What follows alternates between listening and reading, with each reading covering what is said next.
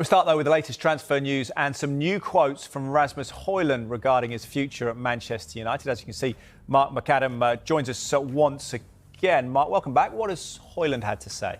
Well, this is quite interesting because there has been a little bit of speculation over the course of this summer about Rasmus Højlund at Manchester United. Our colleagues Sky in Italy have been reporting interest from Serie A sides. That includes Inter Milan, Champions League finalists, and Juventus as well. Now, it's safe to say the project hasn't been the kind of project that Rasmus Højlund was expecting at Manchester United, not scored as many goals as the fans were hoping. He's still only young, but he's been speaking after Denmark's 2-1 victory against Northern Ireland yesterday, and he was asked about his future. He was asked about the speculation linking him with a potential return to Italy, and he said, "I have a contract until 2030, so I expect to play for Manchester United. I'm looking forward to a little summer break, and then I'm fully dedicated to the project." Now, just to point out, he says 2030 there, but his contract actually runs until June 2028, with the club having a further year option, so essentially till 2029. So he's got the dates wrong there. He was speaking to TV2 from Denmark, who actually rated Rasmus Højlund a 2 out of 10 in that game. Don't know if he'd done the interview with him, he'd known that that's what they'd given him. He came off in the 66th minute as well as a substitute. So, a little bit of detail, a little bit of more information there with regards to Rasmus Højlund.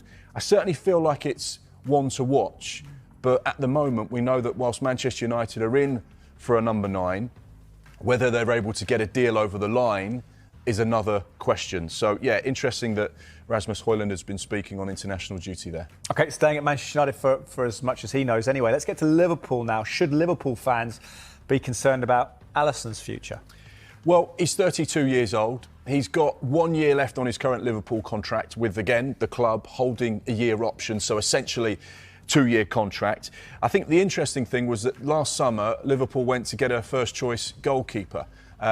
You can see Alisson there with his family at the end of the season. He's been superb. 2 Premier League titles, a Champions League, multiple other trophies as well. Since joining in 2018, he's had a very successful 7 years at Liverpool and on Anfield. Absolutely loves the football club. But the fact that they made moves to go and sign a goalkeeper, Georgi Marmadashvili, last summer, then loaned him back to Valencia.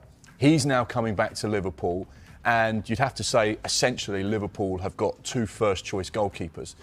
Do you look at the situation and think, well, he's got 2 years left on his contract, now is the time to sell? You speak to any sporting director, you want to sell them at 2 years. If they go into the last year or so, the negotiations become a little bit more tricky. And as Liverpool fans know very well, with Mo Salah, Virgil van Dijk and Trent Alexander-Arnold, if you let their contracts run down too much, then you could find yourself in a real sticky situation. So it'd be interesting to see what Liverpool decide. No question, he's still a top-class goalkeeper. He's been a part of a Premier League side. And he's been speaking again whilst on international duty. This is what he had to say. Now, I have 1 year left on my contract and another year option. They'll probably exercise that. I talked to players who made this move, returning to Brazil, which is where he's been linked. Some had positive experiences, others did not. I do not want to return to Brazilian football, especially with Inter. I don't know when that will happen. So, interesting comments again, almost just putting the feelers out, seeing what's around. There's no question that Alisson could still play at the very highest level. Would a club in Europe be interested? Would the Saudi Pro League be interested? A Champions League winner and a Premier League winner is always going to be someone that's in high demand, particularly in Europe and in Saudi. So, interesting to see what Liverpool do, but essentially going to have 2 first-choice goalkeepers this season. They can't keep both of them happy. 2 world-class goalkeepers. Even at 32, he might play for some time as well, Alisson. Let's talk goalkeepers with Chelsea. They've been strongly linked with Mike Mignon. Where do we stand with that one? 29-year-old goalkeeper. Very different profile to what Chelsea signings have looked like over the last couple of years. He's going to be 30 next month as well. We know that the AC Milan goalkeeper has told AC Milan, look, I'm not interested in extending my contract. I don't want to stay in Italy any longer.